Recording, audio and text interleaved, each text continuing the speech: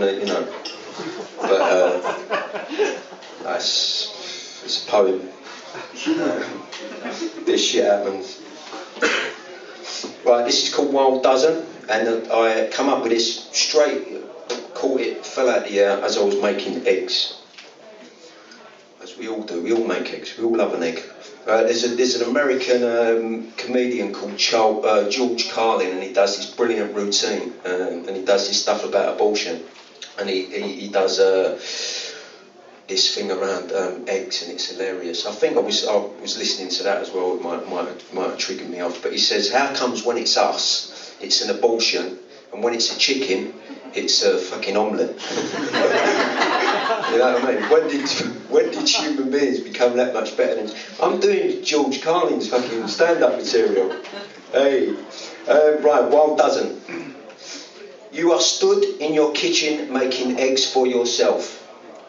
When you make eggs for yourself, you make eggs just the way you like them, the way your mother used to make them.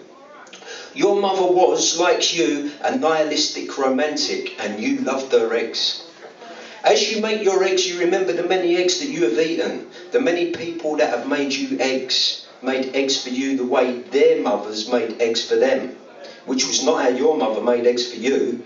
But those days of eating other people's eggs are over.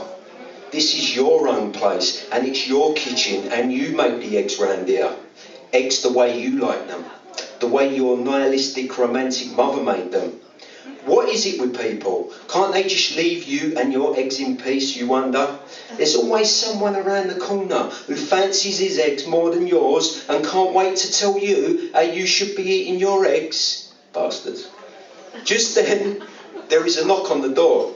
You put your eggs to the side and go answer the door. It's the man from the council asking questions about ethical farming and agricultural policies. But that's all just euphemism. You know what he's really after. The man attempts to step inside, but you block him and say, before you take another step, mister, let me tell you how I like my eggs. Thank you.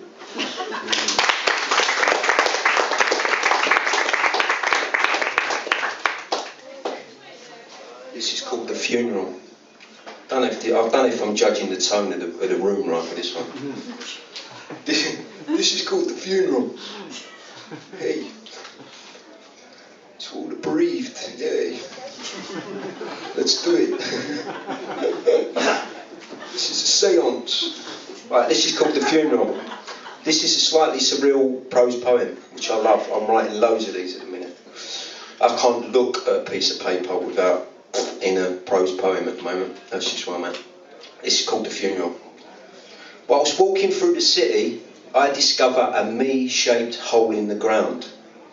Right at that moment, I experience a deja vu feeling of having been here before. So I know that I'm about to climb down into the me-shaped hole even before I do it. I lay on my back, my proportions moulded perfectly to the hole's cast, my arms stretched out by my sides in a slightly crucified pose. Now I am looking up at the night sky. I'm remembering the night I fell down to earth from the constellation during a comet shower.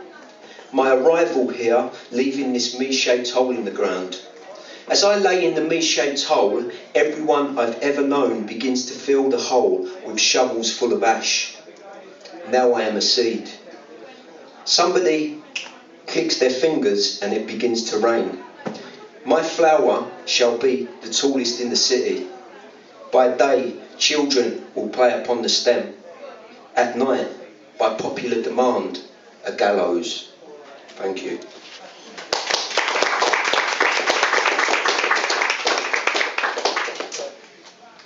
This is a weather report, and it's called the Weather Report. Check that out.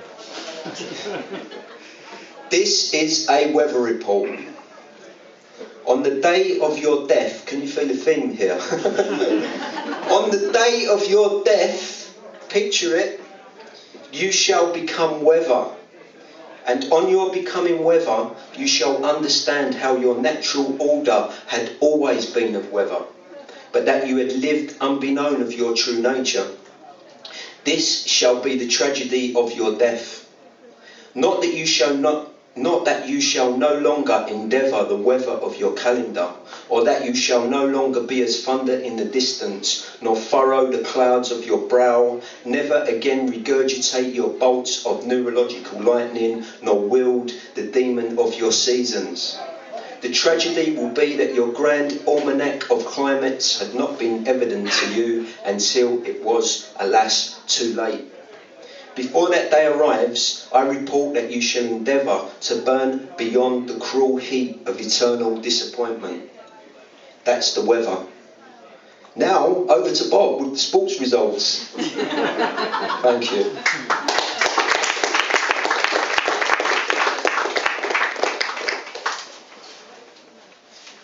Got a laugh, haven't I? Okay, this is called I Am a Thing That Now Affiliates Itself More with Its Surfaces Than With Its Essence. Could just leave it there, really. Right.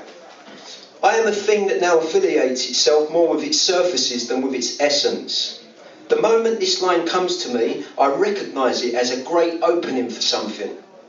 In the job interview, when they ask me to reveal my credentials, I tell them I am a thing that now affiliates itself more with its surfaces than with its essence. I deliver this with the boastful humility of a surgeon, some miracle worker caught in a claim. I do not get the job. No shit. The woman alone at the bar asked me my name. My name? I say. I tell her I am a thing that now affiliates itself more with its surfaces than with its essence. Where she was stood, dust motes congregate around the outline she has vacated. There is a friend of mine who some time ago now left me a message on my mobile phone, and I haven't returned this person's call since. I do that a lot, actually. When the friend calls, I answer the phone and say, I am a thing that now affiliates itself more with its surfaces than with its essence. And my friend says, no, what you're supposed to say is, I was just about to ring you. I give up. I am a thing that now affiliates itself more with its surfaces than with its essence could only be the opening to a poem. Unless you have another use for it.